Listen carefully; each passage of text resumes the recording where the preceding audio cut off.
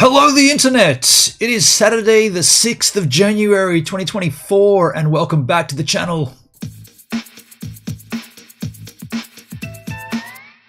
Ooh, what have I got here? I guess you know what I've got here. Judging on the title of this stream, I cannot believe it. After all of this conversation, what has finally arrived here? The Slack track, or as it's known, the Soloshot 3 Plus. Now look, I did a stream last week talking about the delay of the arrival of this unit. I'm not going to talk too much about that on this particular stream because we already tapped into that on the last one.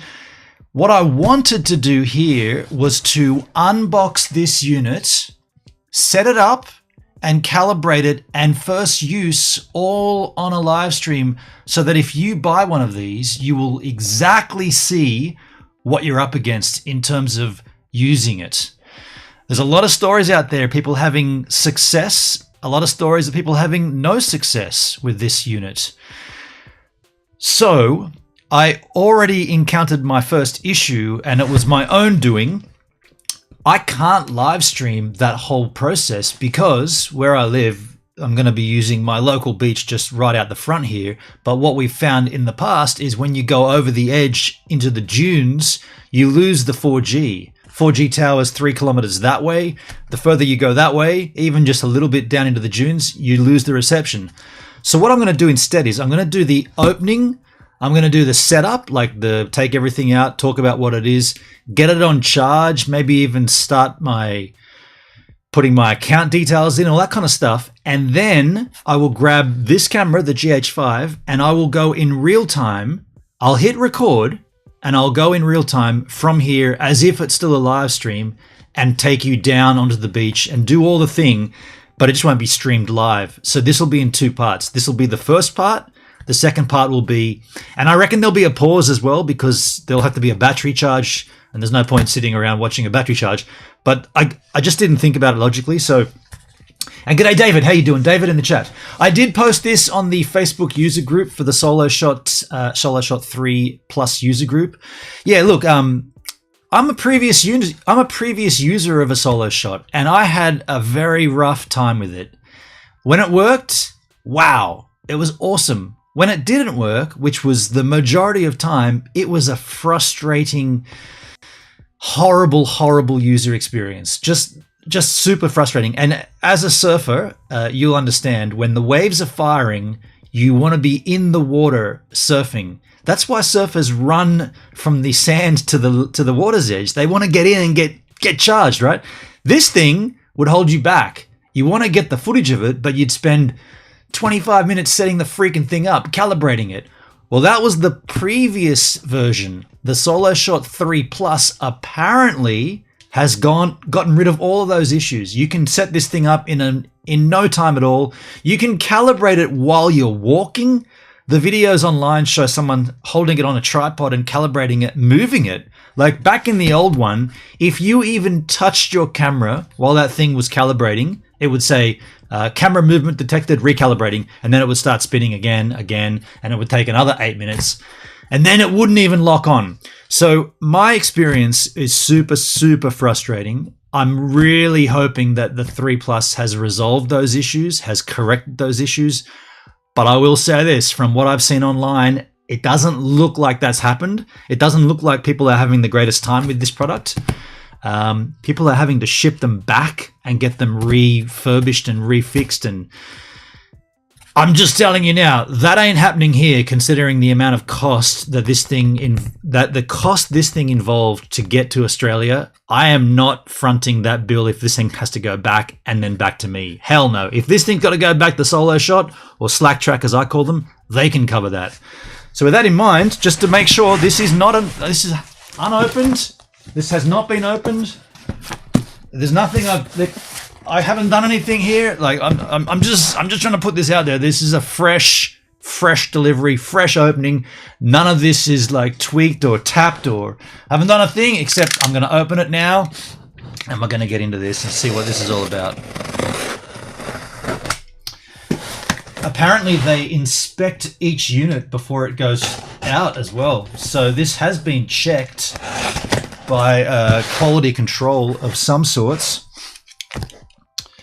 I wonder how good their quality control is if people are reporting that they have to get them sent back and refixed and all that. Hoo-ha. What is this? Slack track shipped to me. So I did get a waistband mount and a new Soloshot 3 Plus, which shipped in 12 weeks. There is the items, and there's not much else on that. There's some bubble wrap, and here is the device itself. Oh, that's the waistband, I guess. Oh shit! There's some more bubble wrap.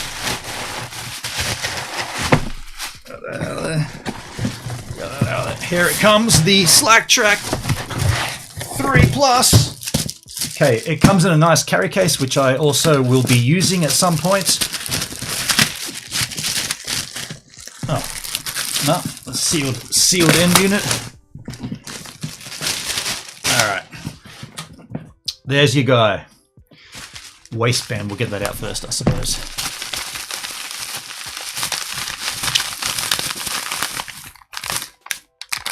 Waistband. I opted for the waistband in addition to the wristband. I mean, I do have an old wristband. I just figured for surfing it would be pretty cool to just have it. I guess. Oh, it's Velcroed. Dude, that's tight Velcro. It would be cool to just have it on your back.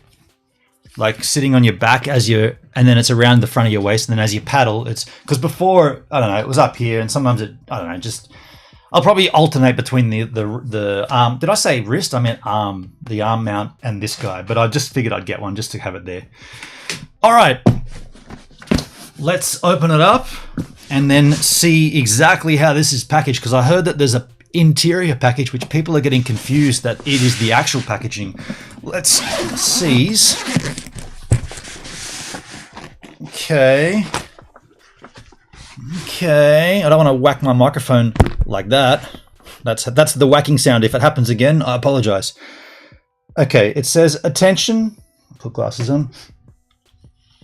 It says attention, plastic tray is disposable. Yeah, people were using this plastic tray as the packaging or as the transport. People were using the transport packaging as the actual packaging, but it says here, it says bang your microphone. It's going to be impossible not to do that. It says here, attention, plastic tray is disposable. The plastic tray is only designed for protection during shipment. Do not use after shipment from Soloshot. You must dispose of tray after shipping to avoid damage to the tilt motor drive assembly. Okay. There are some instructions here, which I will absolutely be reading. Like, I'm going to be reading this in real time, because if you don't and you do it wrong, you've only got yourself to blame. I'm going to be definitely reading this. So we'll take out this plastic tray that's going to... Okay, so there's Velcro. There's 2 sets of Velcro here on the top. I just don't want to smack that microphone. Can I lean it up against it? I don't want to do that either. So there's 2 Velcros here. There's a Velcro here and a Velcro here. If we take the Velcro out, it should just release the mechanism, I guess. Straight up. Yeah, okay, cool. All right, so that already tilted. I guess it's just free spinning. It's just free spinning there. Oh, that's the... Okay, the tripod's free spinning. Not the unit. That's concerning. Don't know why they just didn't tighten that up. I'll put this on the ground for the time being. Don't want to have any issues with that. I want to get this plastic tray out so that I don't make the mistake that other people have done. And here is your... Oh, this is the... Okay, so this would be your... Solo. This is your shoulder strap for the actual box, because you can cut this along, take this to the beach itself. So I might just put that on now, I guess. I guess it just attaches on the sides as here. You can just put that on pretty straightforward, I suppose. Just connect those little clips on both sides. And then you've got a nice little carry strap. That's pretty handy. All right. Open it back up and hit the microphone. I'm going to hit it just so that you know what it sounds like. That's the hitting of the microphone. Hopefully we don't tap the laptop. So in here is, I guess, USB and charge cable.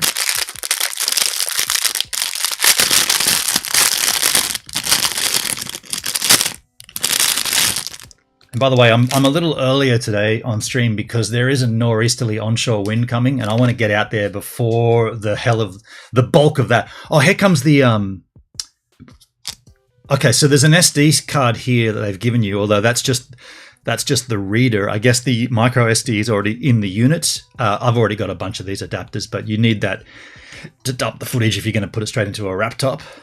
So we have now some other cabling tied together here. Okay, what's this? This is your USB. It's a shame that they use this old school USB plug because everything these days is Type-C, and it just means that, you know, it's this old guy here. This, what is it? Type A old micro. You know, the same plug as the GoPros used to use. And it's just a shame because now everything's Type-C. It just means that you got to take this physical cable with you when, if you go traveling, I mean, it's just so much easier just to chuck in a Type-C and then a spare one, and you're done for everything. But now you got to take that one as well. So don't forget your cable, right? What else have we got in here? There's another booklet here. Oh, that's your armband. That's your armband here, which is where the tag goes. Can I open that up? It's got the same Velcro. The Velcro feels a lot thicker than the old one. So that just slides up your arm, and that's where the tag goes, which is how this device works, basically. So let's get out this plastic tray before we start using it by mistake. The plastic tray comes out, just so that you know I'm never going to use this. Just in case somebody says, oh, this guy's device stopped working because he used that plastic tray. Check this out. This is how you can know I'm never going to use the plastic tray ever. I'm never using the plastic tray ever again. You can't claim that on me. If you watch this video and say, this guy's he's a whinger because he did this wrong. I'm not doing anything wrong. I'm doing this all by the book. Not using the plastic tray ever again. The plastic tray is not to be used. So that leaves you with an empty box. As you can see, there's a nice little stashy stash McStash area up there. And aside from that, that's all. So what I'll do is I'll put I guess I'm going to use the armband today. I'll put that back in, and that's all we'll need in there at this juncture. I will put this down, put that on the ground, and we'll get the device. We'll get the device up here. I'm doing it gently. I'm doing it very gently. I just want people to know it, right? I haven't done anything here. It's been mounted in that plastic tray. I've taken it out carefully. I'm lifting it up carefully. I'm acting as if it's a baby, and I'm supporting the neck. And I'm holding it up here. And the first thing I'm going to do is tighten this tripod because it is spinning. Where is the tight?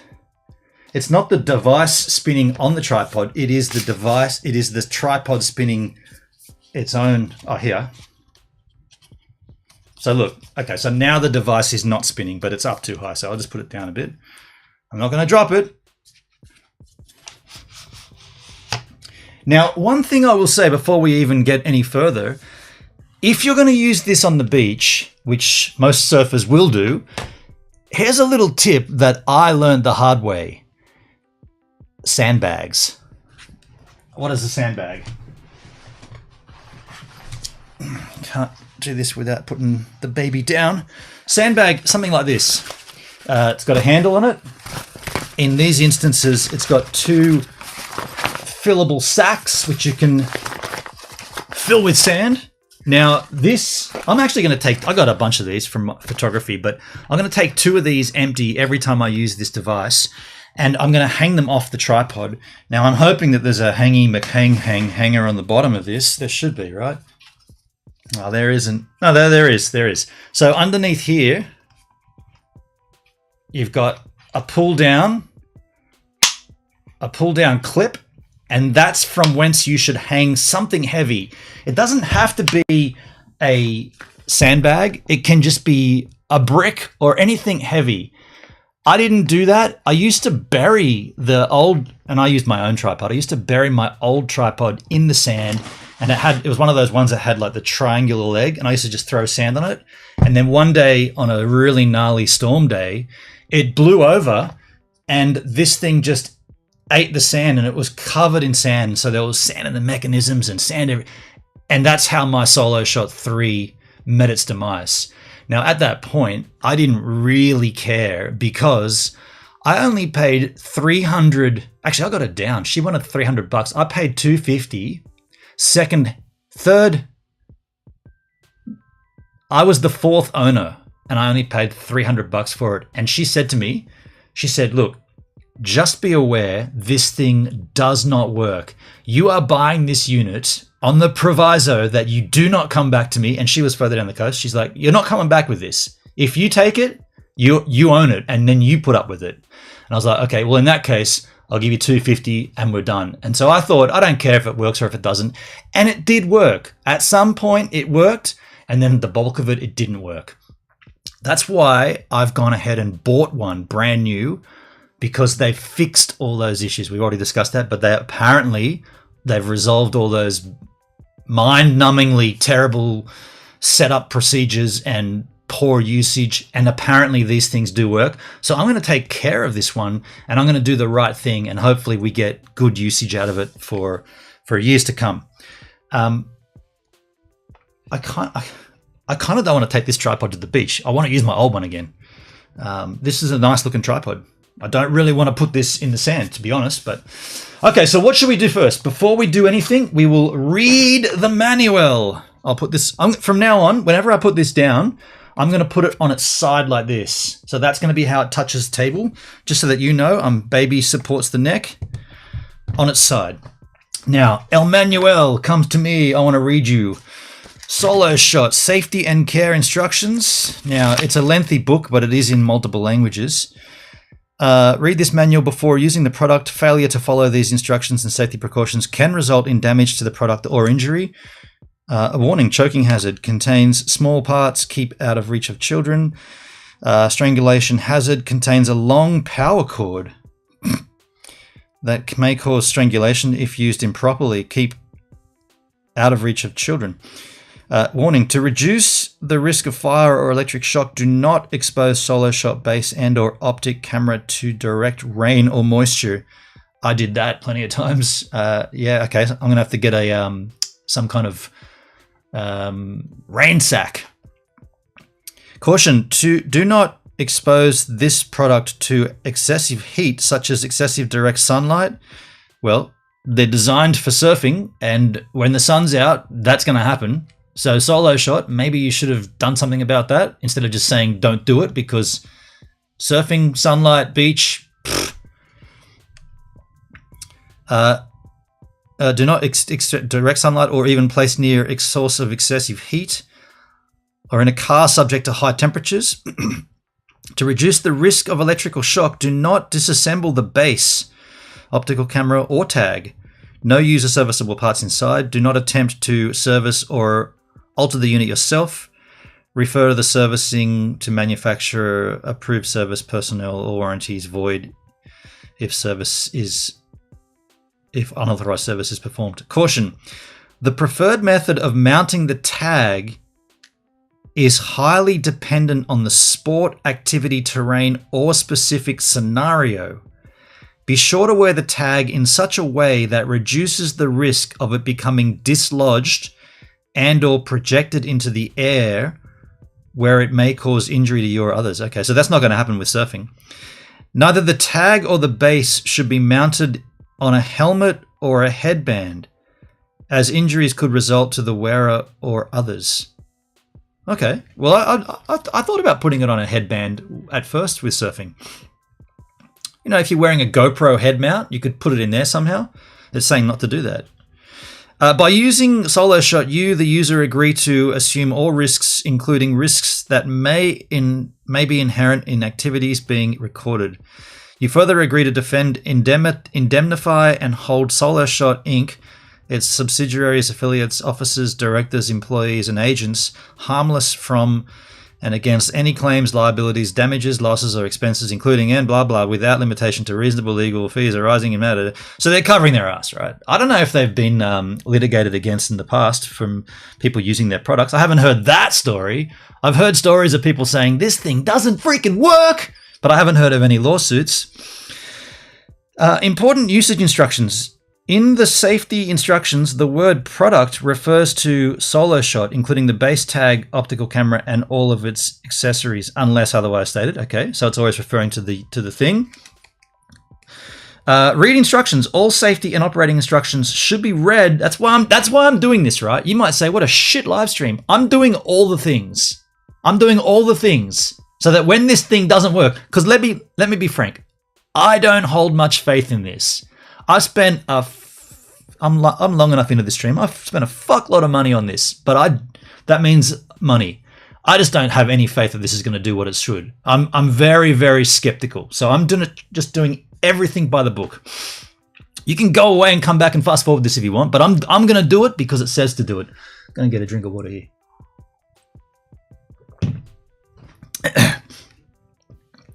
Read instructions. All safety and operating instructions should be read and understood completely before operating the product. Follow instructions. All operating and maintenance instructions should be followed. Retain instructions. These safety and operating instructions should be retained for future reference. The operator of this equipment should, from time to time, review the manufacturer's website for any new or revised instructions at soloshot.com. Heed warnings. All warnings on the product and in the operating instructions should be read, understood, and adhered to. Servicing. Do not attempt to service any part of Soloshot yourself, as opening, removing, or altering any component of Soloshot may expose you to dangerous voltage or other hazards. Any attempt to access internal components will void manufacturer's warranty. Servicing is required when the apparatus has been damaged in any way, including charging and or plug damage. The base, optic, camera, or charging code have been exposed to liquids such as water, rain, or moisture. The charging code? I've never heard that term before. The charging code. I guess that's the metal plates.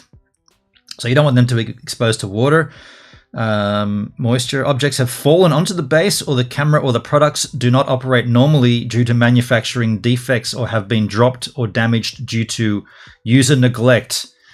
So that's not going to happen because I'm taking care of this puppy.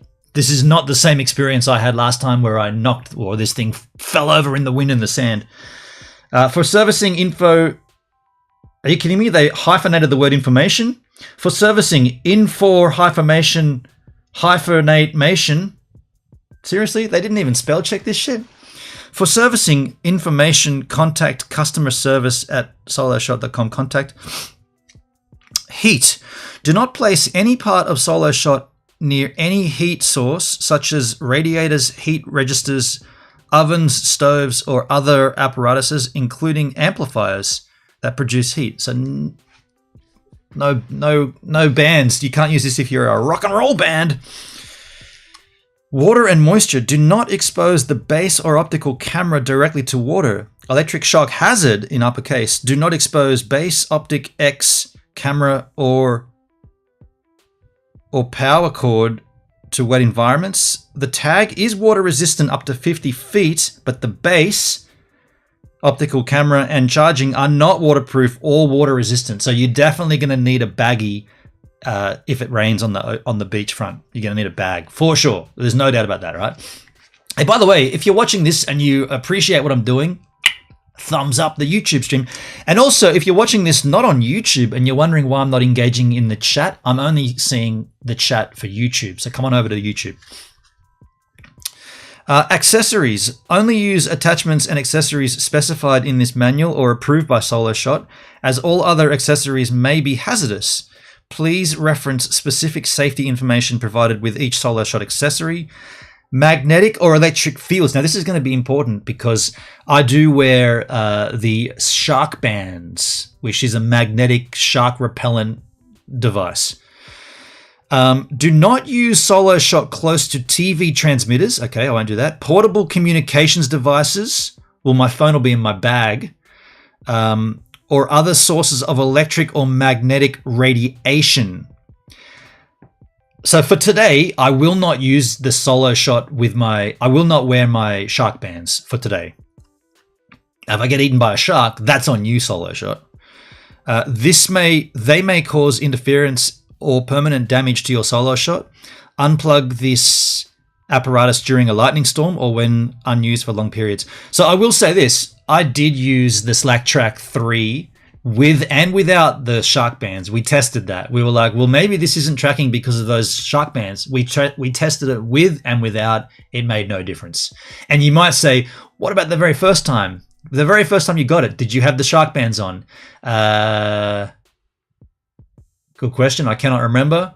But that wouldn't do permanent.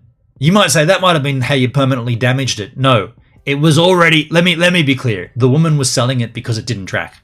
The woman wasn't selling me a brilliantly working tracking device. She was a horse rider. She never had that thing to work. So I'm just saying, it's not the shark bands. It's not. But for the sake of doing it by the book, I will not wear them today.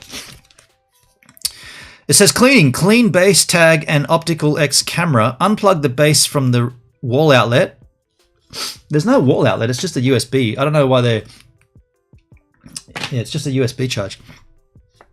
Unplug it from the base from the wall outlet and completely detach charging cord from the base. Am I missing something? Yeah, there's only that.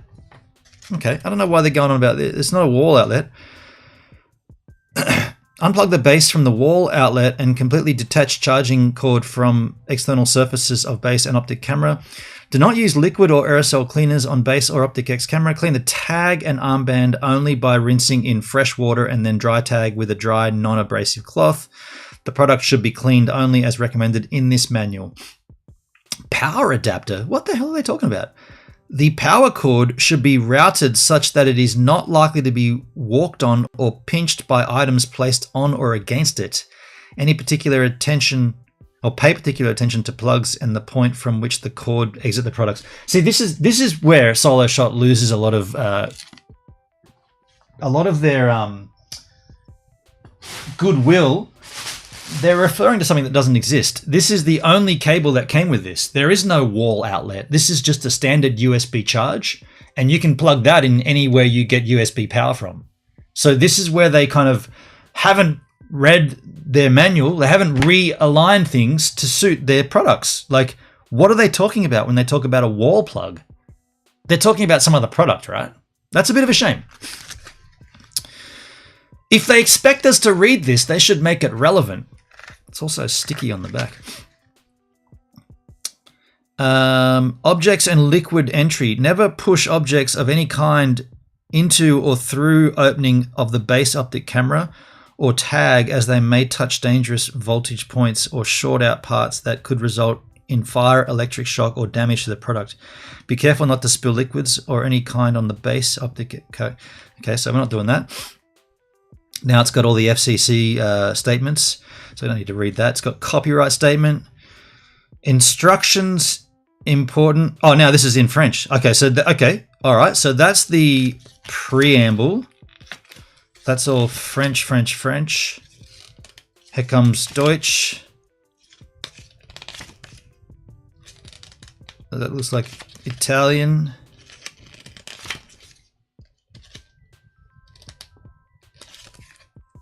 Asian of some sorts.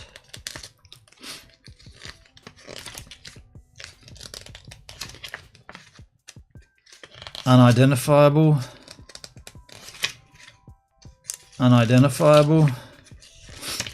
Yeah. What was that noise? That was the ocean calling me. That's it? There wasn't any instructions there, dude. There wasn't any instructions. That was just safety and care. Where's the...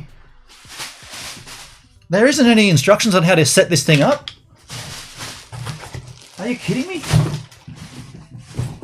Are you kidding me? No wonder everybody gets this wrong. There isn't any instructions. It came with the the what's in the package.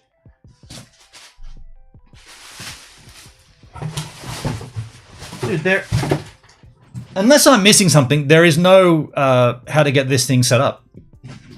Now, I know how it's done, but I want to do it by the book, and I wanted to do it here with you guys. That's weird. There's nothing in here, dude. Well, shit. All right. Well, I guess we've got to go to their website. Let's do that. Far out. That's a crying shame. Let's go to Firefox. I thought that there'd be a fresh set of instructions here that users can easily follow along with if they're new to SlackTrack. Let's go to SlackTrack or Soloshot.com skis. Hope there's instructions on here. There should be, right? Just going to hold this up. I don't want to lean on it. Products, contact support, apps, next day shipping. They got some specials on. What's new? Breakthrough hardware. We've already seen all this plenty of times. Oh, my bad. Yeah, so these are all the things that they're saying. Fast boot. The Soloshot 3 Plus operating system powers up twice as fast. Zero warm up. Be ready before you are. No more 5 to 8 minute waiting for the sensors to warm up because the 3 Plus sensors are ready to auto calibrate right away. 1 spin calibration. Soloshot 3 calibrates automatically with just 1 spin, 10 times faster than previous generation. No walkabout. Yep, we solved that too. The new Soloshot 3 Plus tracking uses your natural movements to quickly gain confidence and zoom into your desired framing. Increased accuracy. Soloshot 3 Plus is also more accurate, so you stay more centered throughout your tracking. No recal. You can now move your Soloshot 3 to the other side of the soccer field without having to restart calibration. The 3 Plus will even continue to track while in motion, zooming back into the subject once you've chosen your node. All these things are just like revolutionary compared to what used to happen. Stunning out-of-the-box experience, or should we say out-of-case experience.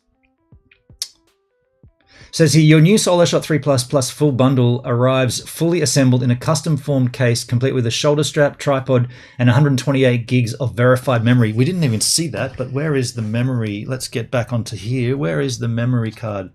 Guess that's the charge port. It's up here, isn't it? Okay, so there is a card in there.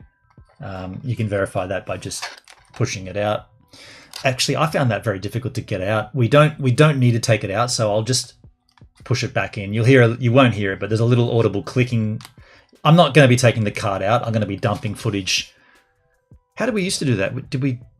I think we just dumped it well, maybe we do have to take it out. You might benefit by having a little set of tweezers there to pull that out. I've got sort of stumpy fingers, and I had difficulty pulling that out back in the day, but that's in there. Custom tripod. Yep. Typo. A custom tripod that extends to almost 6 feet tall, and assembly required. They could easily have just seen that that's a typo and put the letter O there. No assembly required. Trade-in options. There's the options. Now, where is the user case? Oh, live streaming. I'm going to test this another time. I'm going to test the live stream direct from the device. I don't think that's going to work, but I'm going to test it another day. Let's see. Shop and learn. Where is the manual? Software. There's the software. Where is the manual? This is just your purchase page.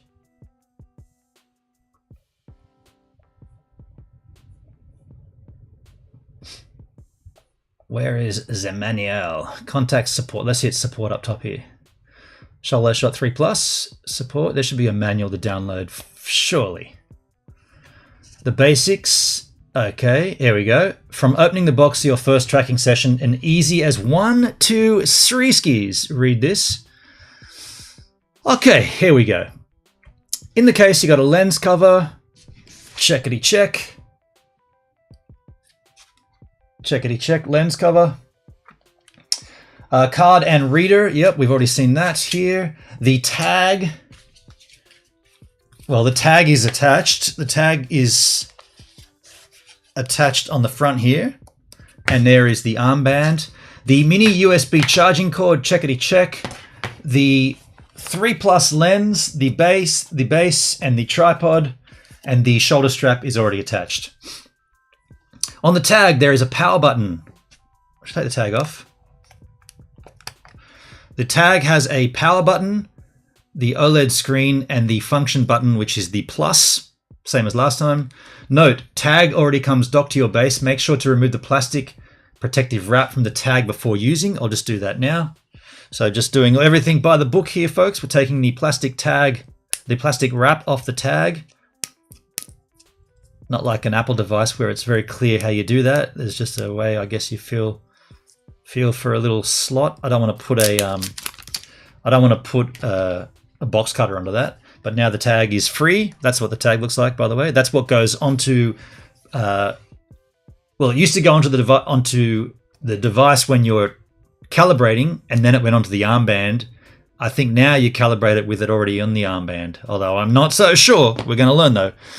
Base and lens. Number 1 is the sensor. Keep clear. So the sensors are up here.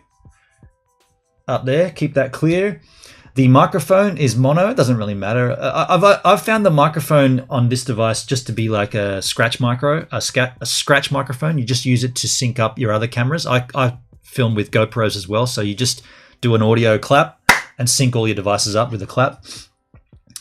A 3.5mm aux jack. Is that an audio aux jack? I didn't know that. So there's a microphone. You can. That's either an output or an input. I guess it's both. Directional LED blinks green when tracking. Where is this little sucker? Number 4. On the front, this guy. This is the guy that you need to see. I'm going to show this large. You need to see this when you're surfing. And I've only ever seen this a few times when I'm out there. And then sometimes you see it and then you'll be surfing and you'll be like, where is it? And it's no, if you can't see it, it's not tracking you. And I've seen it and I've been like, yeah, it's seeing me. It's on. And you're out there quite far and you're like, that's a solid green. It's like a laser. It's like, yes, it's got me. And then you'll go down, take a wave, take a tumble, come up, look around. Where's the green light? It's like, nah.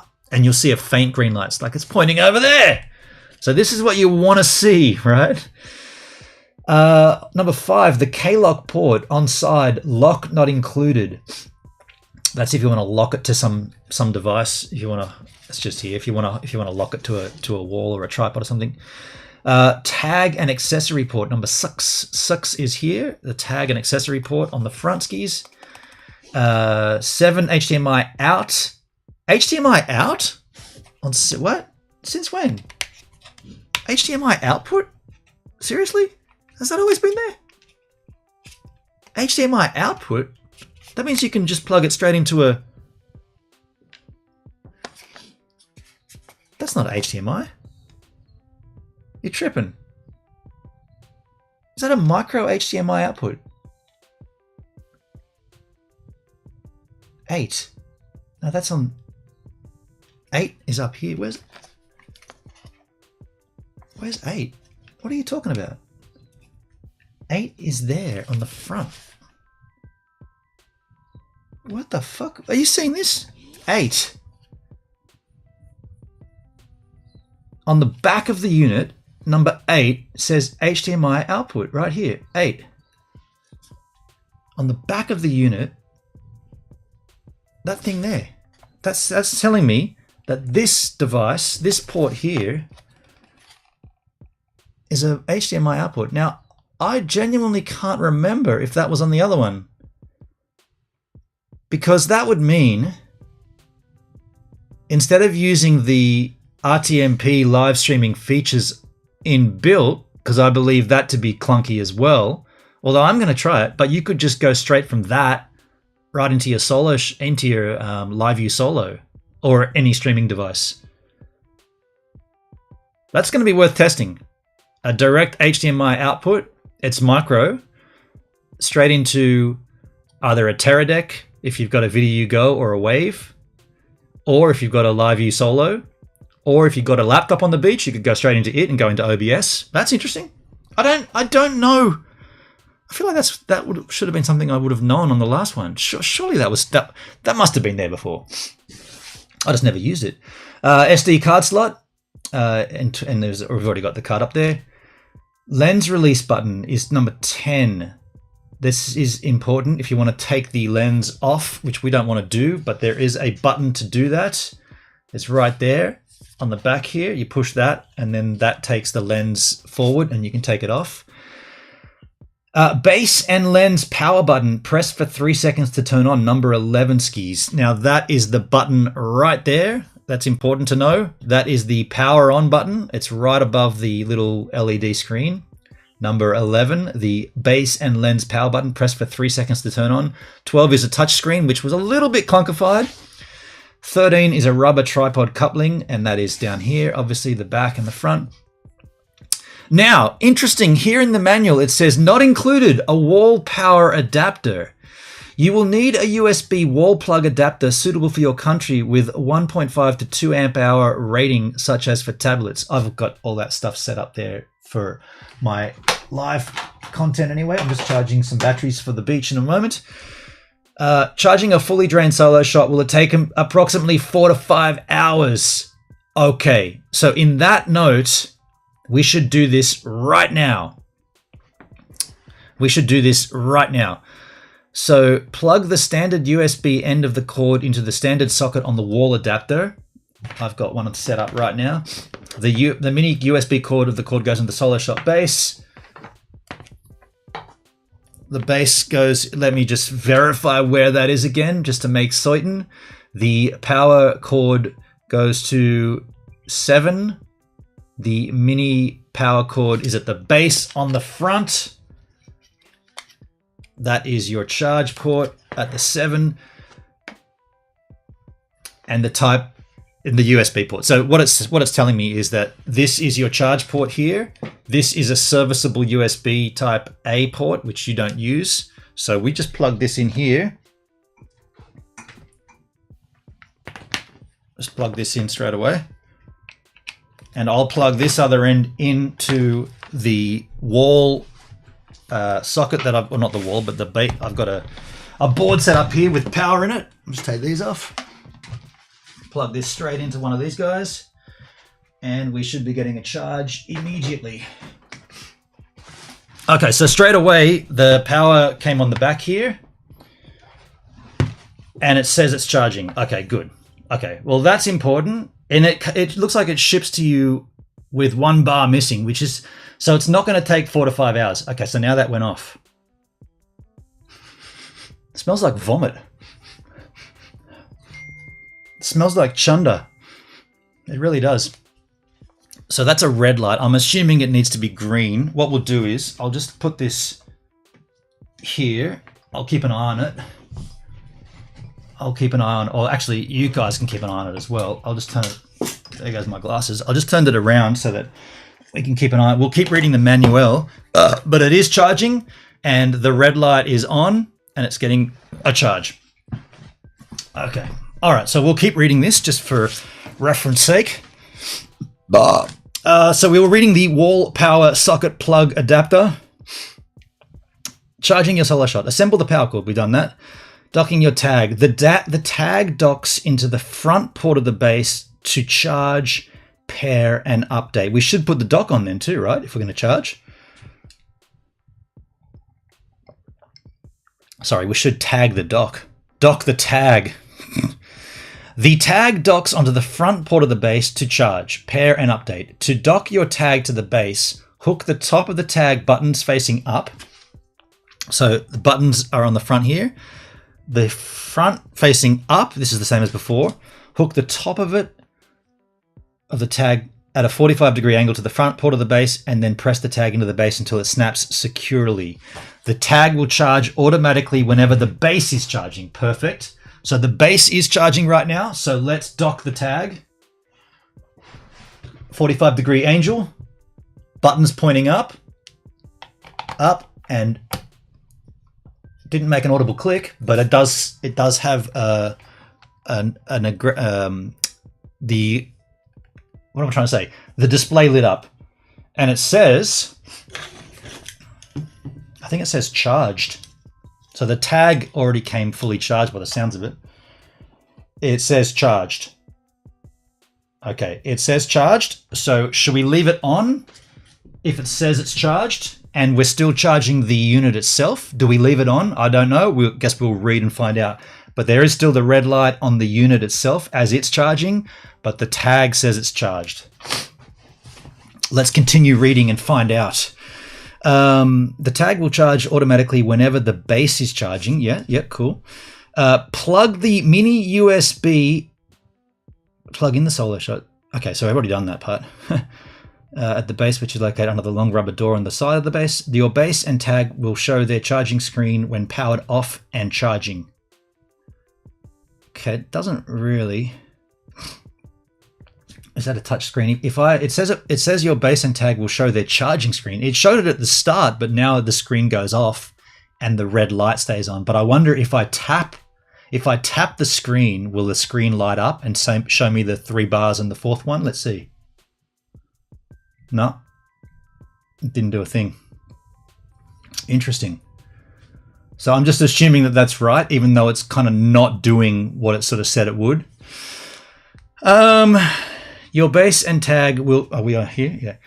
Your base and tag will show their charging screen when powered off and charging. The small LED at the top of the touchscreen will also turn red when charging and green when fully charged. Okay, so we're going to wait for that green, obviously. When powered on and charging, your base and tag battery icons will display the bolt charging icon. Okay. Charging time varies based on your wall power's power rating. 5-volt USB chargers with a 1.5 to 2 amp rating should be charged based in 4 to 5 hours. Qualcomm chargers with a quick charge 2.0 or 3 adapters should charge in 30. So what I'm plugged into is a Belkin power board with USB ports on the power board itself. So that should be pretty fast. And we're close to full anyway.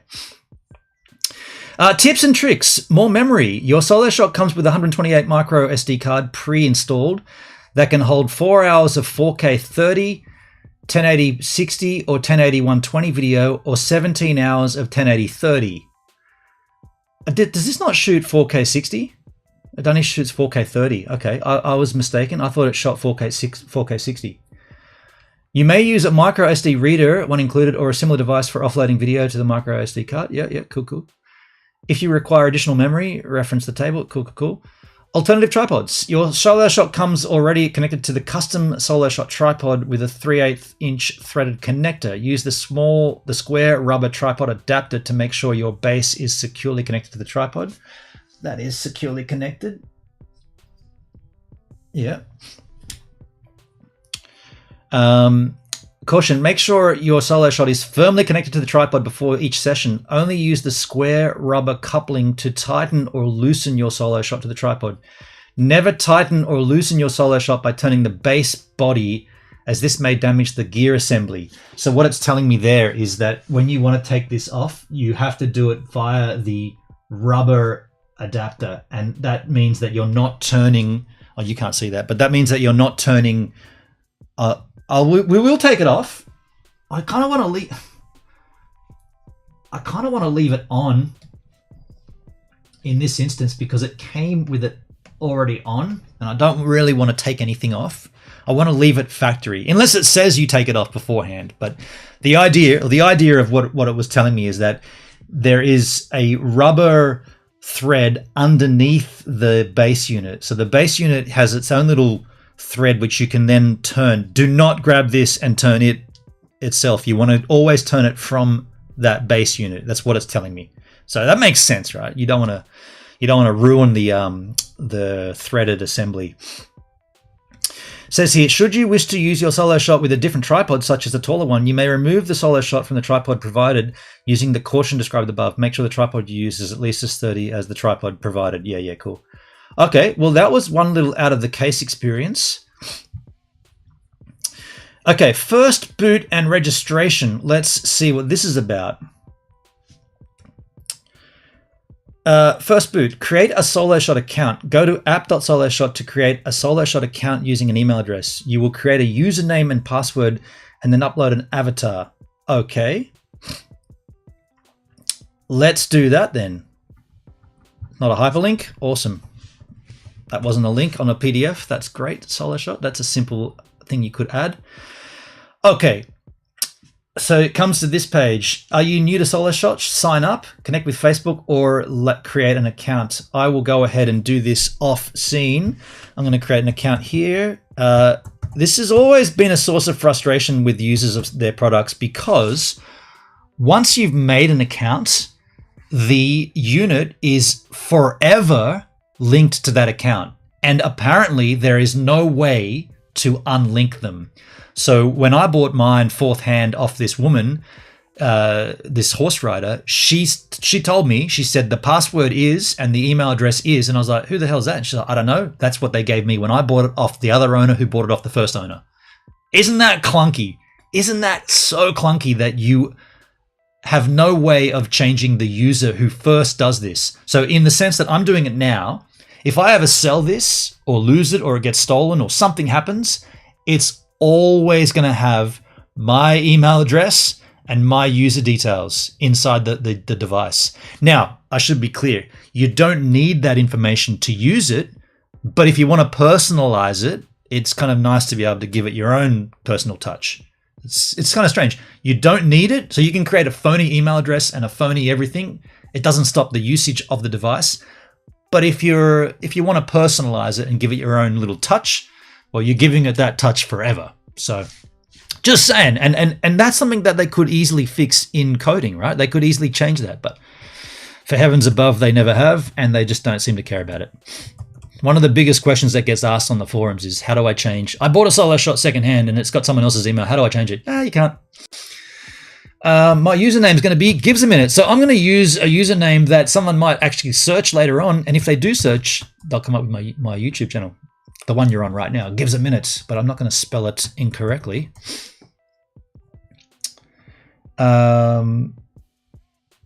First name. Yes. Password. I guess I will, I guess I'm going to have to do this off scene. I'm going to generate a password here. I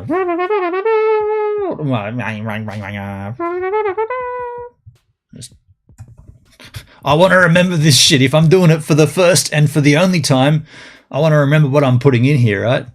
What am I using? My username gives a minute.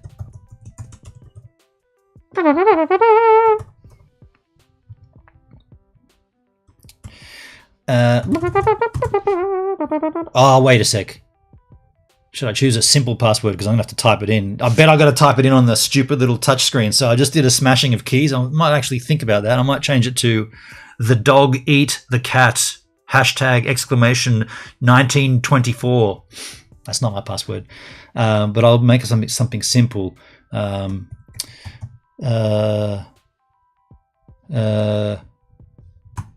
going to make it... What year was my dog born in? My first pet aquarium fish tank dog catfish name of the second girlfriend high school I acquired study with. I think uppercase. Okay. Try to guess that password from me tapping the keys. By signing up, I agree to Soloshot's terms of service. Oh, I do.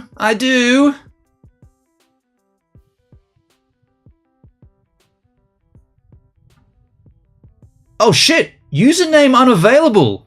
Gives a minute is unavailable. Email is already taken? What? Someone's used my email address? Buh? That means I've done this? Have I got a Soloshot.app account? The fuck are you talking about? I must have signed up at one point. Yeah. Yeah, in 2021, apparently I signed up. All right. I'm going to log in then. Well, all right. Cancel all that. Refresh my browser over here. I'm still on this page, but I tried to do all that with my own details, and apparently I've already done it. So let me log in with my username.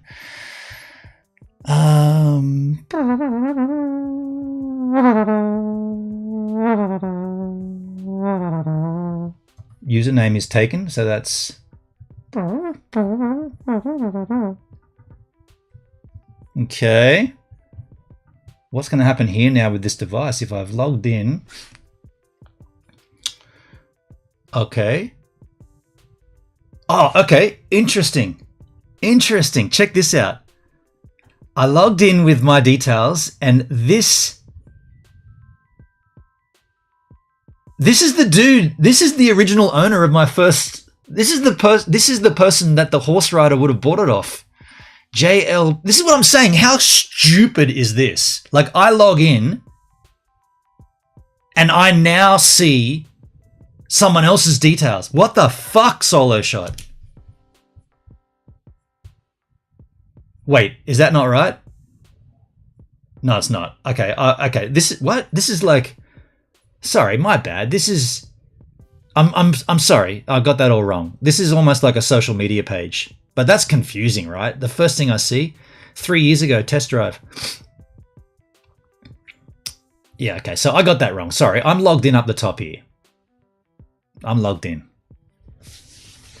Okay. I don't know. Okay. So I did all that. Okay. Okay. Well, look. Okay. So I'll back off a little. I got that bit wrong. I first thought that when I logged in there, for some reason, it was someone else's account, but it's not. It's my account, even though I've not done anything with it. But I do have an account with app.soloshot.com. I haven't added to the avatar. I don't really care for that. This user does not have any activities yet. So okay. So first boot. So we've already done that. First boot and registration. Okay. So go to app.soloshot to create a Soloshot account using an email address. You will create a username and password, then upload an avatar. Okay, cool. Turn on the base and tag. So should we just do this now, even though it's still charging?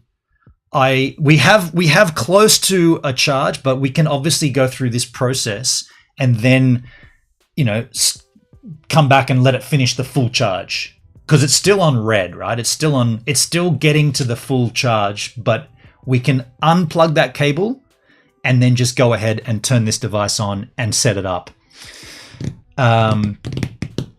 Or should we just keep reading ahead and hopefully that turns green in the time that we take to read the manual?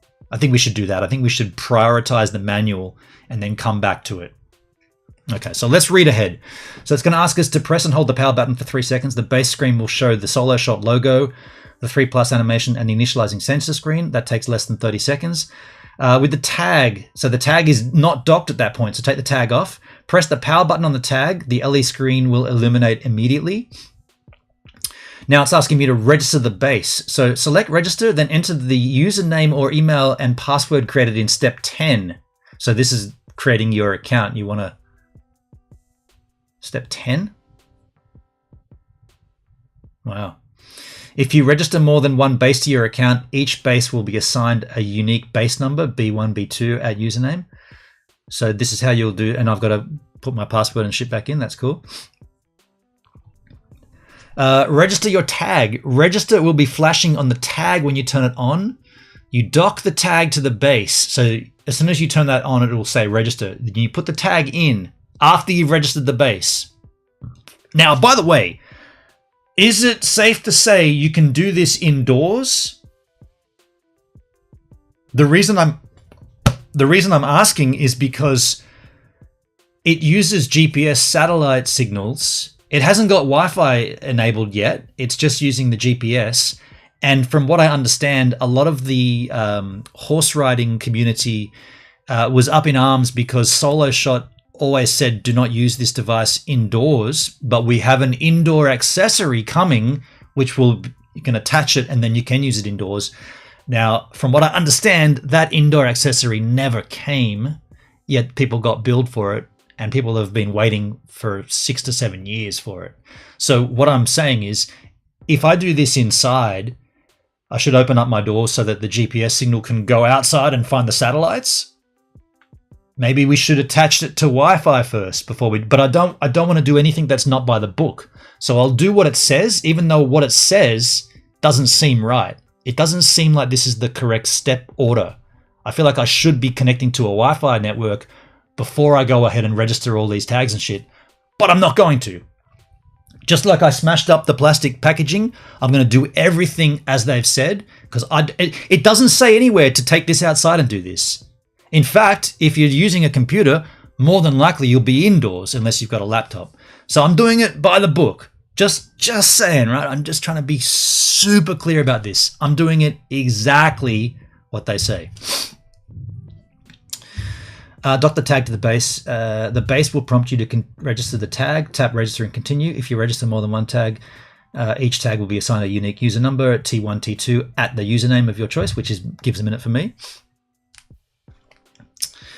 Tag registration successful. Okay, cool. Set tag tracking preferences. Your base will prompt you to select tracking preferences. By the way, just a quick reminder, if you're watching this, because I do see numbers there, I see the numbers on Facebook and whatnot. If you are watching this and you're chatting to me, I'm not seeing those chat comments unless you come across to YouTube. Now, my YouTube chat is very quiet right now.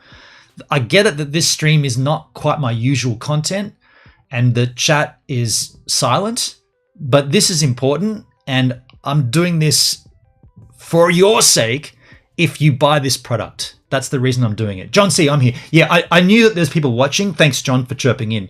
I knew that I can see the numbers and I knew that people were watching, but I know that I'm not being very engaging. I'm not really communicating with the chat. I'm just doing this to keep this, to document this and have it online. And you might say, yeah, but if I was to do this, it'd be a lot quicker because I wouldn't be live streaming it. Of course. This process could be a little bit snappier. But by the way, you still got to wait for it to charge, right?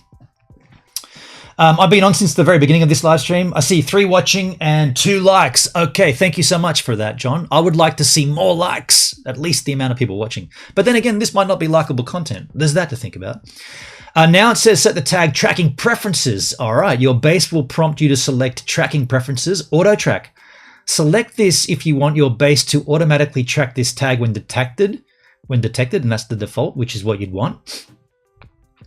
Ask to track. Select when you want to decide if the tag should be tracked when detected. That's typical if you have multiple tags. So I've only got the one tag. Well, I actually do have my old tag. I'm going to leave that out of the loop. I've got the old tag from my Soloshot 3. I'm going to leave that out of the loop so there's no confusion. But that's good to know that you can have multiple tags. By the way, what would happen? I guess you can't. I was going to say, what would happen if you asked it to track 2 tags and there were 2 of you surfing? Would it split between you, whoever's got the wave? No, it doesn't work like that. You'll be prompted to update or register additional tags. Select finish when you have no more tags to register. Your base will automatically prompt you to register new tags in the future. Okay, so if you chuck a tag on that hasn't been registered, which is probably what I'll do down the line, it'll ask you to register it straight away. Registering your Soloshot, select the time zone. Select the time zone, then tap the back arrow to exit the time zone menu, right? Software summary. The base will provide a summary of its current software. Later, you will check for software updates. Tap OK to continue to the base home screen. Okay. It'll tell you if it's up to date, and if it's not, we'll definitely update it. Now, here's the tag display screen. Number 1, the battery status. Displays the remaining battery level. By the way, I've never had my tag run out of battery. In the times that I used that other Soloshot 3, never ran out once. That's pretty good. Tracking status. Toggle tracking on off by quickly double pressing. You can toggle the tracking on or off. Why would you do that? So if you double press the plus button, it turns the tracking off. Okay, and that's the symbol, the little circle symbol. GPS status displays the lock status of the tag's GPS signal, and that looks like that. Okay. Record status displays if the tag would like to be recorded. Displays if the tag would like to be recorded. Base can override. The tag be recorded. What does that mean? Okay. Okay, I don't know what that means. The tag... Record status displays if tag would like to be recorded. Base can override. Okay, I don't quite know exactly what that means. I always thought that just meant it was functioning. The base would like to be recorded. The tag would like to be... Okay, well, all right. That's the first part I haven't actually understood. Now, on the base display screen, your base is set up like a smartphone with multiple pages of apps. You can swipe to access additional pages of the apps. The lower right-hand corner shows your username. That's the lower left-hand corner, you absolute morons. Why? How could they get that wrong? Like, I just got to stop, right? How could someone get that wrong in a manual? It's the bottom left-hand corner. They even show you, they highlight it, and yet it says the lower right-hand corner. Like, how can you get that wrong? Okay, I know I'm being pedantic, but I'm being pedantic because there's so much wrong with this product, apparently, and that there's so much riding on them getting it right. This is a good device. This is a device that, well, to be frank, there isn't anything like this on the market. This is the only tracking camera that's suitable for surfing, the only one. And people want this to work. It's just disheartening when you get in and you read the manual and it gives you an error or gives you a situation like this where it says the lower right-hand corner shows the username. It doesn't. It's the lower left-hand corner, you idiot. If you register more than one base to your account, each base will be assigned. We've already known that. The homepage apps, manual control, PTZ, pan, tilt, zoom.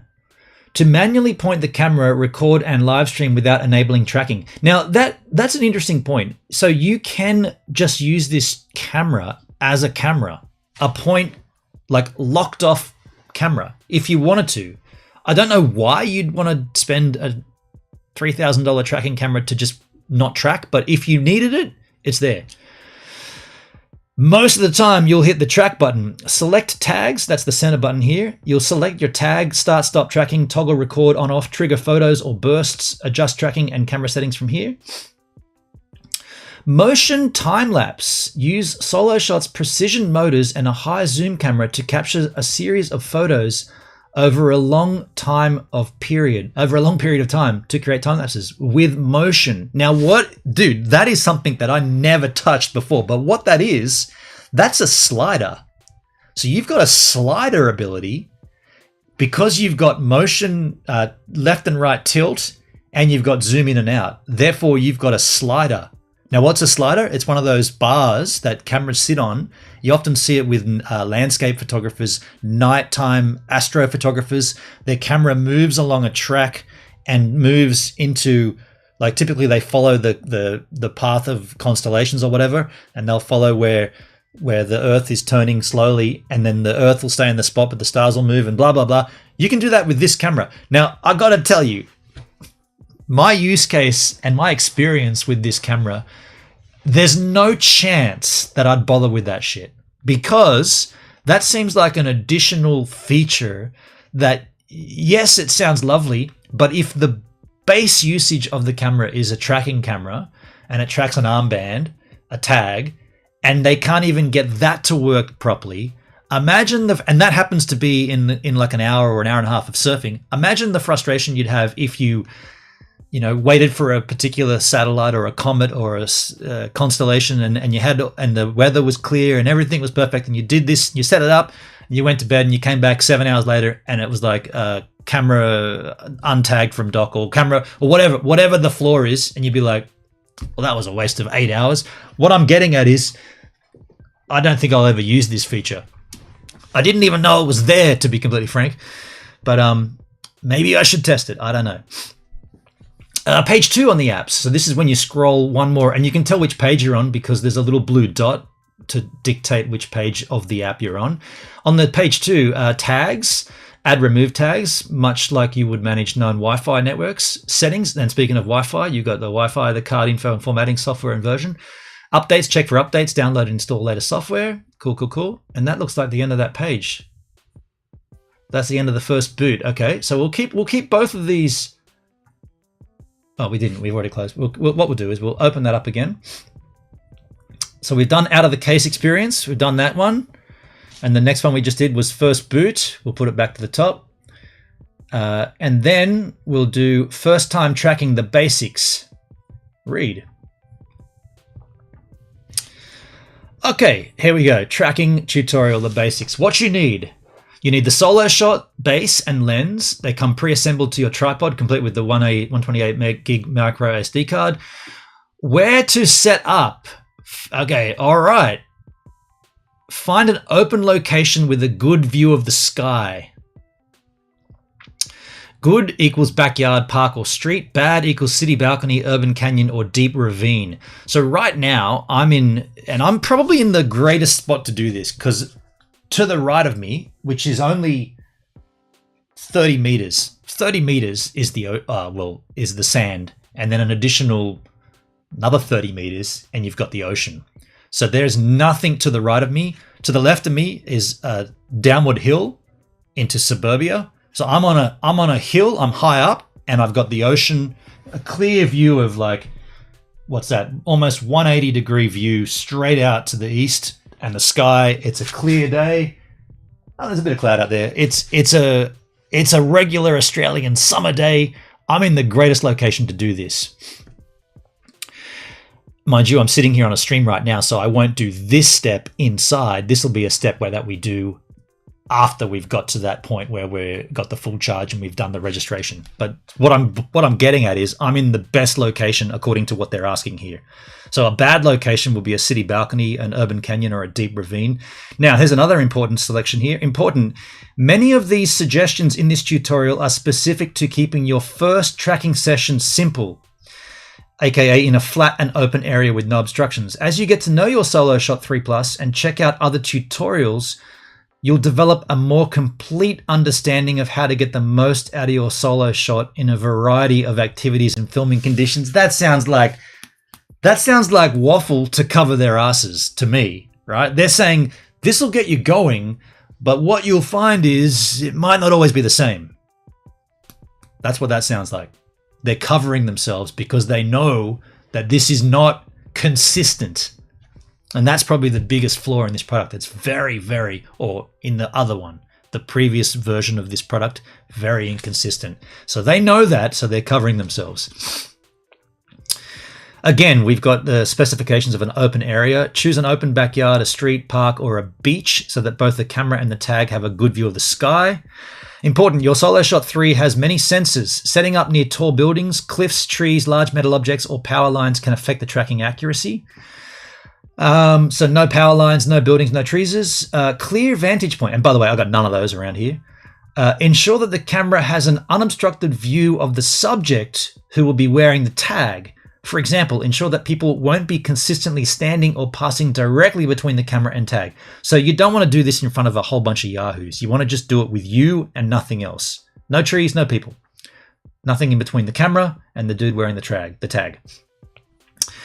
Flat area. For this tutorial, set up your activity on a flat area. Well, I'll do it outside and it's going to be flat. The beach is very flat. In fact, I can't even hear any waves. This could be one of those days where it's not about the surfing, it's about paddling around and seeing if this tracks, because I can't hear any waves or wind, which is good because there's a nor'easterly coming. What time is it? It's the nor'easterly is here and it's getting stronger. So we should, hopefully this charges soon.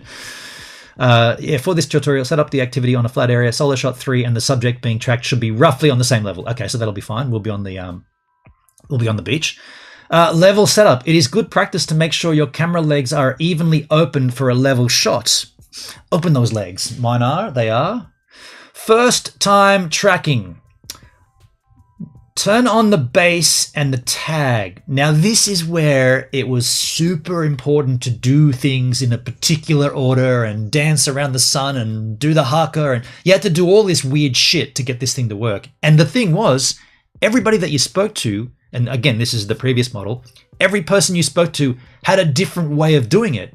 And they all swore by it, right? There was different methods. People would say, you have to tag with the base docked. You have to track with the tag docked. People were like, absolutely not. Do not calibrate with the tag docked. All this technology, all these terminologies. People would swear against it. People would swear for it. There was just such a confusion about what to do and how to do it. And all I'm trying to do here on this stream is do it according to what Soloshot tell you. So if you've got a different method here or a different process, big fucking whoop. This is what they're saying to do. if this doesn't work, your method may work, but the problem there is that's not what they're telling you to do. And that's where people got frustrated. They're like, well, Joey Joe Jojo from Joey Joe Jojo Jojo, he's telling me to do it this way, yet Soloshot have told us to do it this way. What do we do? Does this way work? No, it doesn't. Then do what Joey Joe Jojo tells you. But then Joey Joe Jojo Jr. tells you to do the opposite, and they're both swearing by it. And then to make it worse, they're both posting videos saying, here it is working. So that was like, it's so like, what am I stepping on? Something down here. Oh, homebrew, beer opener. The point of this is, all the time in the past when this was happening, you'd be watching the surf and you're like, dude, it's firing. And I'm on this beach faffing around with this fucking camera. So then sometimes I'd be like, fuck it, I'm not going to track. And I'd go surfing and I'd get the rides of my lifetime and there's no footage of it. You can sense my frustration, right? And that's why I bought a new one. Okay, anyway, it says turn on the bass and tag. So bass. The bass takes less than 30 seconds to power up and ready to track. Once initializing sensors is complete, the bass will nod its head, indicating it is ready for action. The tag will boot immediately after pressing the power button. Okay, so turn on the bass with that button.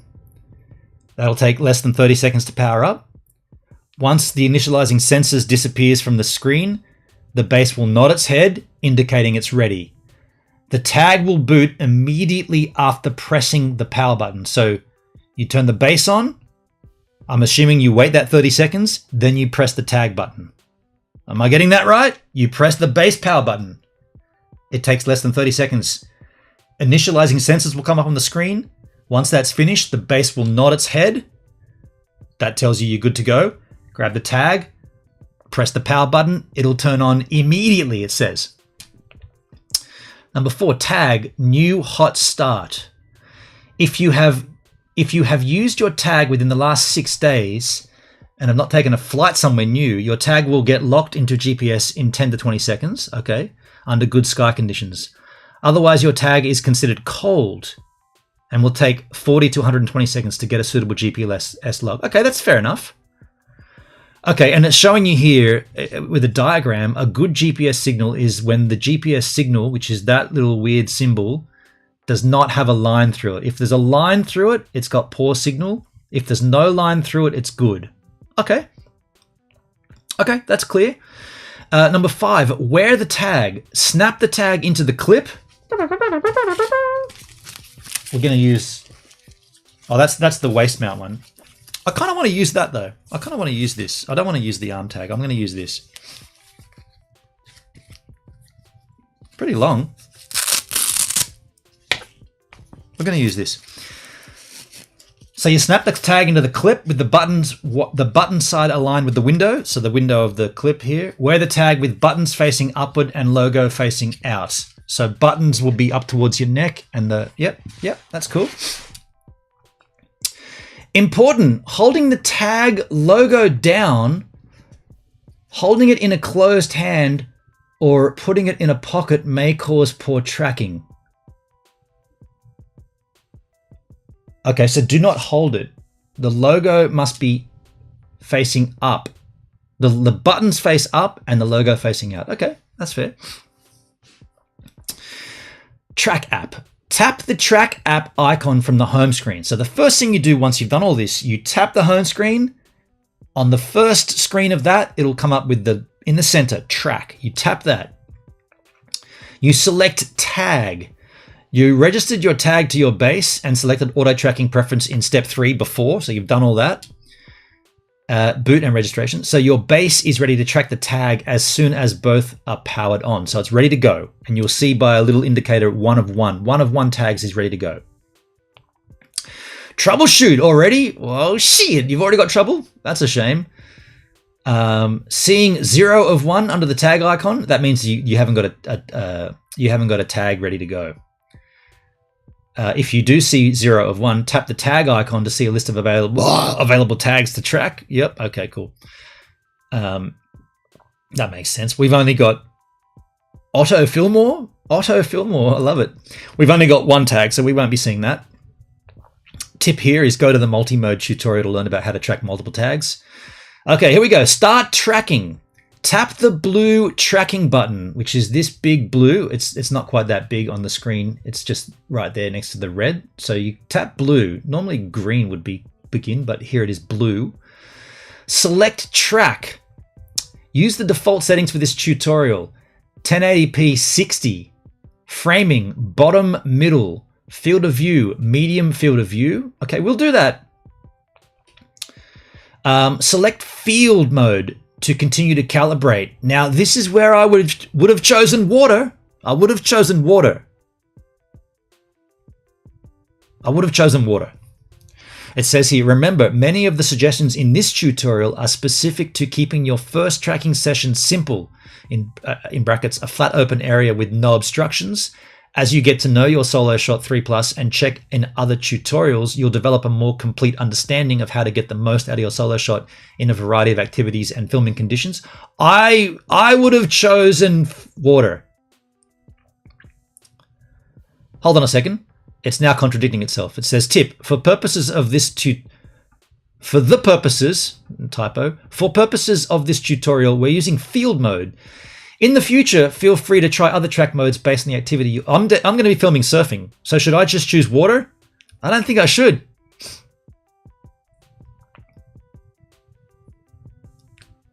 I think I should choose water straight up, right? Look, if I choose water and it doesn't work, are you fuckers on the internet going to say, it told you to use field and you used water? Of course it's not going to work. Is that what's going to happen? Is that what's going to happen? Should I just use field even though I'm going to go surfing? You know what? I should, right? It did say that, and I said I'm going to go by the book. Okay. I don't think this will work, but I'm going to do what it says.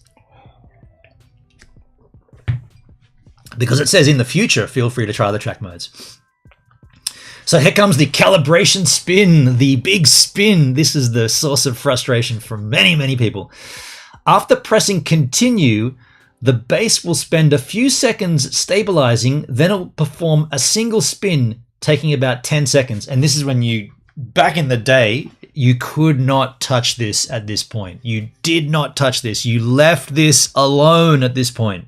If you even bumped it at that point, it would have a hissy fit and it would say, ba-bow, and you have to start the whole thing again. So you do not touch it, or you can apparently. New. No need to dock the tag during calibration. Well, I wasn't going to. Okay. Calibration is already much faster and more accurate. There is no need or improvement gained from docking the tag during calibration. Perfect. The tag is already in my back on the strap anyway. John C, speaking of surfing, I don't think I'd be good at surfing, but I'm scheduled to take a scuba class in March. Do you have any advice for me in regards to using my waterproof camera? What kind of camera have you got? If you haven't got one, I'd suggest a GoPro. So docking tag for a few seconds before a terrain tracking session will improve the tilt. Vertical tracking. What are the options again? Terrain for mountain sports, motocross, large racetracks. Okay, well, okay. They're already giving you a suggestion. If you're going to be doing those sports, you might want to dock for a few seconds. Huh. Interesting. Calibration success. The lens will point towards the tag and automatically begin a recording after a successful calibration. That's usual, but that step took forever. You may not be centered immediately after the calibration, especially if you are close to the base. If you're less than 30 feet between the tag and the base, centering will improve and zoom will tighten as you move about the environment as described next in step 11. Now, that's what I was saying before about the green light. When you see it like that, you're good. You're good. When you see it like that, it was never red. It was always just not green. You're out of frame. John, my waterproof camera is an Olympus Tough TG6. Okay, well, I don't know what that actually is, but I'm assuming it's a full waterproof camera. My advice would be set it to auto. Definitely set the ISO to auto, and just see how it goes in one. Like, take it in the water before you go for the snorkel, for the scuba. Test it in shallow water, and then just see what it looks like. And if it's in full auto, it might change the shutter speed to be a little bit slow to compensate for low light. But if it just changes the ISO and ramps it up, then you should still be good. Tip: the blinking green LED points in the same direction as the lens and is highly directional. This means that if you cannot see the green LED, then you are most likely not near the center of the screen. Don't forget it's a tracking camera, so it should put you in the center. However, as you move around with the tag and the Soloshot 3 Plus centers in on you, the green light should become brighter, indicating you are getting closer to the center of the screen with optimal tracking. So what I'm understanding there is you still need to walk around. Even though it said you don't need to, you still do need to. 30 feet is the distance away, and just walk around until you see that green light. Centering and zoom. Automatic centering. Most tracking sessions will start with the subject off center with a wide field of view. Your Soloshot 3 Plus will improve centering and tighten the zoom as the subject moves around the environment. Okay, so you still need to do this zigzag walk. Although you can speed up centering by training your 3 Plus with certain motions, such as jogging on the soccer field or along the shoreline, you do not need to do this for most tracking conditions. It's saying both, isn't it? It's contradicting itself. John, sounds good. I'll pass along your advice to whoever my dive instructor is. Yeah. Just walk into the water for a bit first and see how it looks. It says here, warning, certain filming conditions make automatic centering more difficult, including poor lighting. If it's getting hard for you to see, the Soloshot 3 Plus may also struggle. This can happen in low light or backlit, such as low sun reflecting off the water. We're talking to you, California surfers, and on the east coast of Australia when the sun is rising. That could be a factor. Camouflage. Blending into your surroundings or filming through lots of obstructions may delay or prevent automatic centering. Distance. If you get far away from your camera before it has a chance to sufficiently center, so more than 30 feet, or if your base is moved while you are far away, your camera may fail to properly center and achieve full. So basically the same as what it used to be. So you can't move the base. Right? Tip, you can solve this by moving closer to the camera for a short period of time. Button assisted centering. When automatic centering is not possible, use the pan tilt arrows and the zoom buttons to manually center the tag. You may zoom tighter than your automatic setting, but your Soloshot will automatically return to the field of view 60 seconds after your last button interaction. So that's to get the manual center. You press the top 3 hamburger buttons, the hamburger menu comes up with the joystick, and you can adjust it manually. And then you let it go, and then it will reposition and go back to that wide field. Right, okay.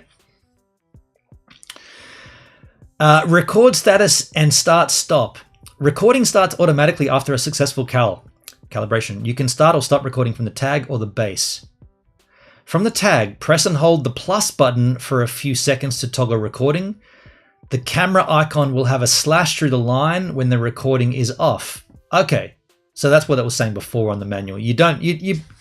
Look, for me, I'll just jump off for a second, but for me, surfing, it's about and recording surfing, it's about the session. Like I set up 2 GoPros, one in my mouth mount, one on my board.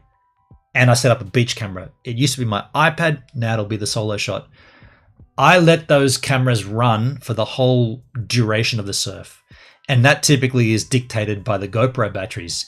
With the Enduro battery on a GoPro, you get about 1 hour and 8 of continual recording using the max lens mod, which is 2.7K 60. That's your max, right? You get about 1 hour and 8.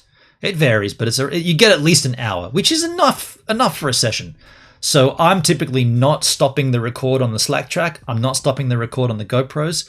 I do the audio clap and then I go out and surf. And when the GoPros are finished, I come back in and I turn everything off. And then in Final Cut Pro, I align all the footage on the timeline. That's how I edit it down nice and quickly.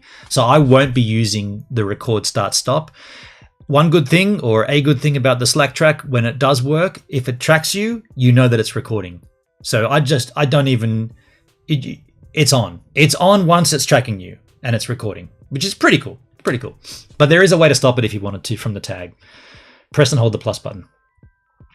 From the base, you can also stop it by hitting the red button, of course. Oh, this is how you end it, hopefully. There's always this weird ending process. So when the end of your surf comes, end of your tracking session, tap the 3 lines to open the menu. So the hamburger menu at the top, tap the home icon to go back to the home screen.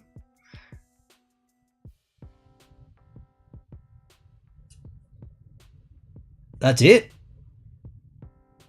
Okay, well, there used to be another process there where it would warn you about something. So this is all you do? You tap the hamburger menu and press the home button? Okay.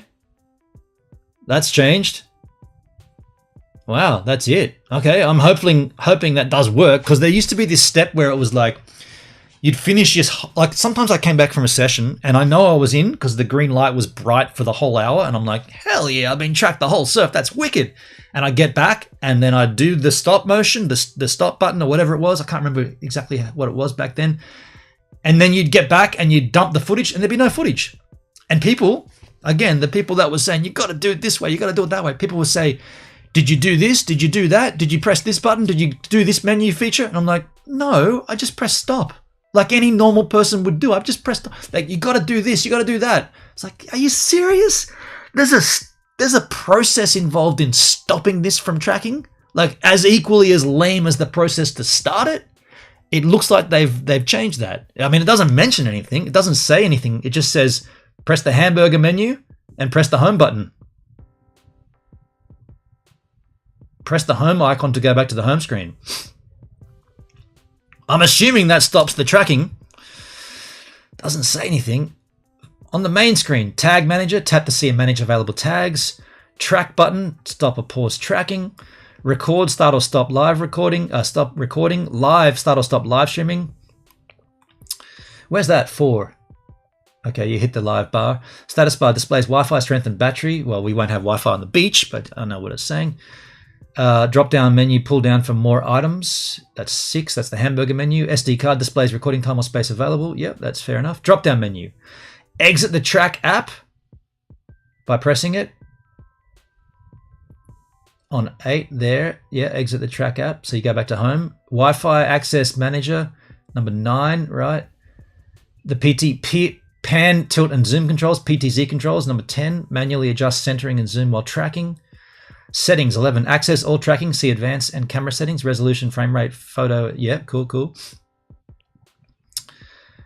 Oh, okay, here we go. Ending your session. To end the session. So why wasn't this up here? That should just be right there. End your tracking session. It should just be, that should be right underneath this, but they've got another. Okay, that's a shame that they've done it that way. To end the session, close out of the track app. So you press the hamburger menu. The drop-down menu turns up. You hit the home button. Tap the home button. Are you fucking kidding me? That's all. It just repeats itself. It just repeats itself, dudes. The manual just repeated itself. And it says it here. End your tracking session. Tap the 3 lines to open the menu. Tap the home icon to go back to the home screen. Okay. And then read these bits about what's on the main screen. And then, oh, you want to end your session? Here we go. Tap to end the session. Close out of the track. App A. Access the drop-down menu. Press the home button. And that's all it says. Oh, that's classic. What I've got to do, I've got to take this onto my iPad because I'm going to go down to the beach to do this. I'm going to put this on my iPad so I don't lose it. Tracking tutorial. Is that where it starts? I just want to make certain I've got this. Where is it? Yeah. Yeah, okay, I got that open there. Okay, so that I've got that on my iPad as well, this first time tracking. Okay, and now download all the basics. So you can download all those if you want them. Okay, let's see the advanced tracking and... Oh, it's green! It's green! Dude, it's green. It's green. It's charged. That's exciting. It's, look, full green. Full green. It's green. Okay, well, shall we just take a quick look at these advanced tracking and settings? Just a quick glancery over... Just a quick little glance. So live streaming, connect to Wi-Fi, yep, 5 uploads, camera-based calibrated regardless. The live stream is compressed at 720/30, okay. So you can only stream 720/30.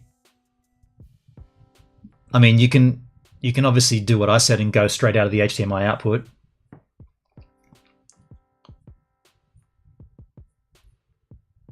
I mean, interesting. I'd have to set up a Wi-Fi network next to me. Yeah, I mean, I could do that, but advanced tracking settings, read. Many tracking settings are available to suit your filming preferences. Open tracking settings, default settings, field of view, medium, bottom, middle, trajectory 3 seconds. Track modes, choose the track mode that best suits your filming environment. Water for surfing, yep, but that's not what we're doing today. Field of view is the observable area that can be seen through the camera's viewfinder. A tighter field of view equates to a higher camera zoom, meaning the subject will appear larger. So that's kind of cool, but you don't want it. You can always zoom in on post if you want to do a little funky cropping. A wider field of view equals to a lower camera zoom level, meaning, yep. Expect fluctuations in field of view as the measurements listed below are targets. Yeah, right. Target 12. Okay, framing. Framing determines where the subject will be within the frame finder. Center, bottom, middle. What did they choose in this? They choose framing center, didn't they? I think they chose bottom middle. Yeah. Framing bottom middle. I mean, I'd rather do center framing, but it's telling you to do that. Trajectory. If the camera temporarily loses the tag signal, the trajectory will determine how long the camera will continue to move in the same direction and speed at the time the signal was lost. So if you take a wipeout and you go under a wave, will it continue to just move along? The default is 3 seconds. Range is 1 to 10 seconds. Yeah, example, great for surfing when becoming covered up in the barrel of a wave. This mode will keep the camera tracking on the last known trajectory to ensure you're still in the frame while re-emerging. Yeah, I mean, it's default at 3, but maybe you might want to change it to 6. Note, the camera will temporarily pause tracking if it is unable to reacquire the tag signal within the specified trajectory time. If you plan on being inside a barreling wave for more than 3 seconds, set the trajectory to 4 or more. I haven't had a barrel yet, but yeah, fair enough.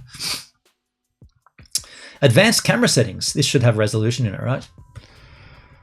Many camera settings are available to suit your filming preferences. Open camera settings, hamburger menu, drop down, select the gear icon from the far right. Camera settings, tracking and recording, stop camera, yep. Video res, let's see what the video resolutions are. Preferred resolution, 1080-60, 1080-30, 720-120. Doesn't shoot 4K. Where are the modes? I thought it shot 4K 60. Doesn't matter. Camera mode, select photo, as if you take photos with this thing. Photo burst. It's a tracking camera. Why would you take photos? Blah, blah, blah, blah. I wouldn't use it for that, but you might. Multi-mode. What's multi-mode? Multi-mode. Track multiple tags. Okay, we don't need any of that. Multiple tags. Manual control, that don't need that. Motion, time-lapse, not going to use that. Offloading content. Now, you can take the card out, push the micro SD card to eject it, put it in the adapter, take the DCIM folder. Okay, I thought we didn't have to take it out, but maybe we did. Download all the advanced tracking and settings. Okay, so we don't need any of that. Okay. All right, so let's get rid of the ones we don't need. Actually, let's just close all those so we're not confused. Go back to the support for Soloshot 3+.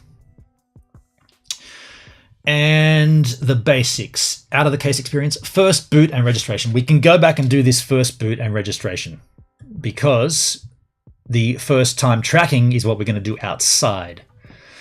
So here we are, and I am busting for a whiz, but we're very close to this happening, so I'll go ahead and hold my urine. We created an account. We did all that. Turn on the base and tag. Press and hold the power button for 3 seconds. The base screen, and I can, by the way, I can do this on here as well. No, you can't see it. Okay, well, okay, I'll cut to this so that you guys can see me doing it. Or should I just cut to the GoPro? I'll cut to the overhead camera here, or the reverse camera. So it says here, press and hold the power button for 3 seconds. The base screen will show the Soloshot logo, the 3+ animation, and initializing sensors screen for 30 seconds. Now, interestingly, it doesn't mention taking the lens cap off, so I'm going to leave the lens cap on. The tag is off the dock, so I'll take the tag off by lifting it up on an angel. The tag is off. It's turned off and it's off. So I'm going to press the power button for 3 seconds. The power button for 3 seconds. 1, 2, 3. It should turn on. It turned on. Initializing sensors screen should come up.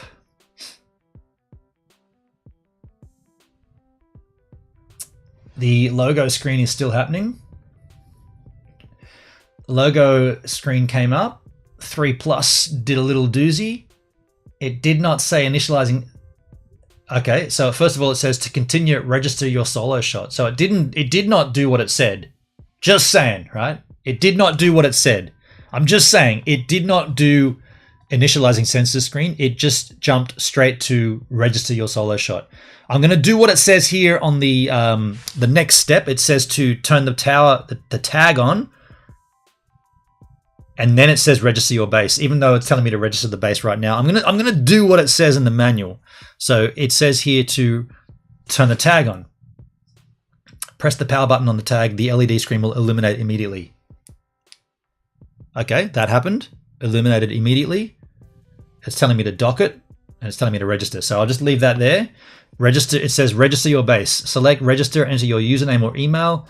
Okay, I'll have to bring that up from here.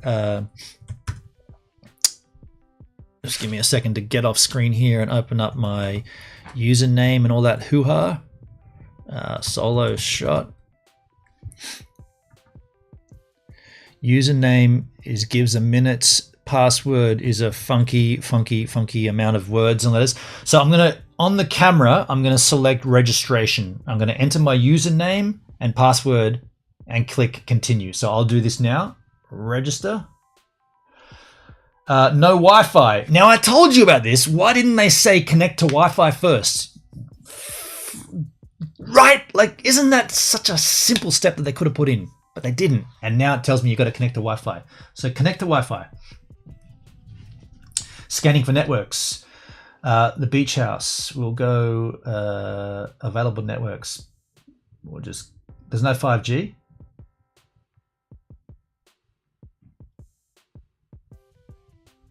Wow, I just went back to find other networks and it went back to register. So it skipped the Wi-Fi. The fuck? Now I'm stuck.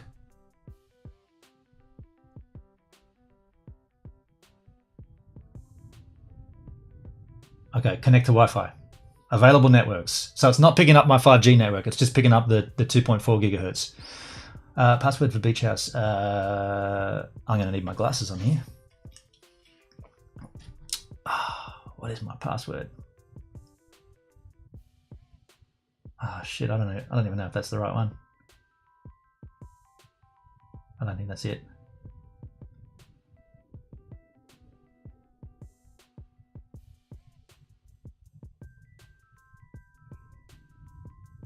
I think that's it.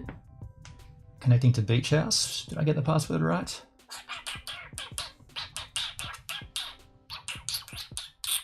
Connected. Okay, I remembered the password.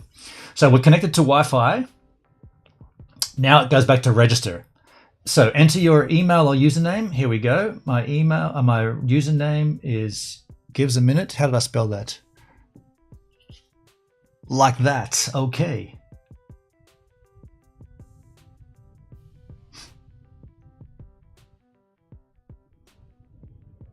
This touchscreen is a little bit more responsive, I've got to say, than the last time. It's actually pretty good.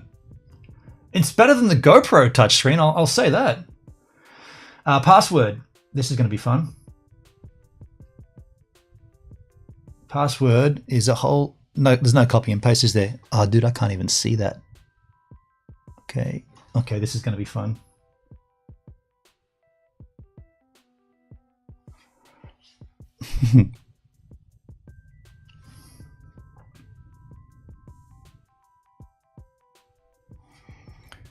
Is that a hyphen or an underscore? That's a hyphenation. Hyphenation. That's hyphen, isn't it? Yep.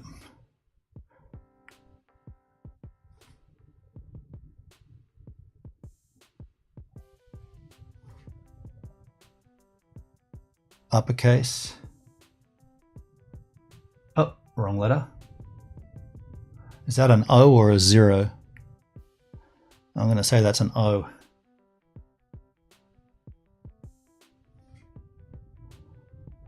Man, this password's got the word sexy in it. No shit. I didn't choose that either. It's not spelled sexy, but it looks like sexy. Is that, am I saying that right? Sexy. All right. You sexy password, you. You little sexy little password. That was auto-generated too. How do they spell sexy? Wow, that's bizarre. It definitely says sexy. All right, I think I put it in correct. I'll just double check.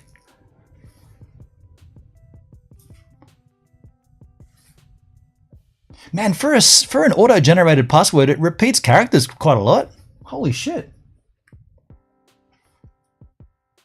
It looks correct. All right, let's hit it.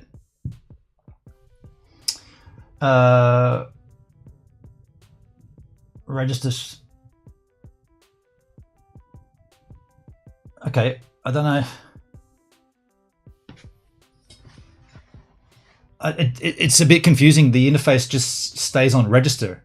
It says no account register, but I put in my username and password. It doesn't change to okay. It just says register. I'm assuming register is okay. Yeah, okay. So it was. Registration successful. Base 1 gives a minute. Soloshot name. So we are good now. I'll quit that. But we are good at. I'll bring this back up so you guys can see it as well. Well, you can't really see, but it says registration successful. So what does it say from there on in? Register, then enter your username or email. Register your tag. Okay.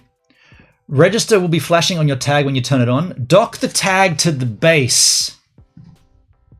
Okay, so we're going to dock the tag to the base. I'll just press continue on this first because it says registration successful. So now it's asking me for time zones and stuff. We'll go ahead and do this. Time zones, we're in the Sydney time zone. East India, Magnus, Newfoundland, Buenos Aires, Montevideo, Berlin, Warsaw, Athens, Beirut, Jerusalem, Baghdad, Kuwait, Moscow, Kabul, Colombo, Bangkok, Kuala Lumpur, Perth, Taipei, Tokyo, Seoul, Adelaide, Darwin, Brisbane, Sydney, Australia. Time zone is, okay, you got to go back on that. Time zone update complete. It's got a beta firmware. It says update base S.3P.25.1.64 beta. Welcome, Soloshot 3 is a smart device. Swipe to browse apps. Next, update. Check the update app for new features and improvements. And that just goes straight into the tagging. All right, so let's register the tag. Dock the tag to the base as described in 6. Yep, we know how to do that.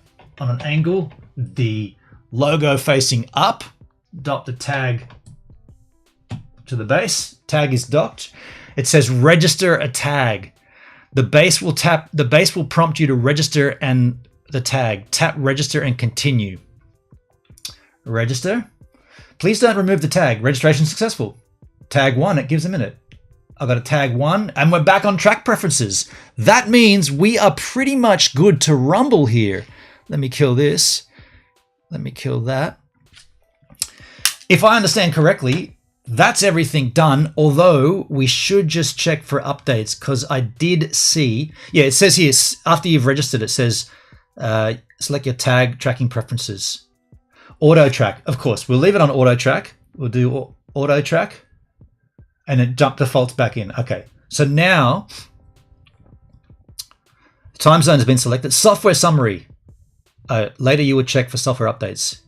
Okay, let's just check for updating software, which is on the second page.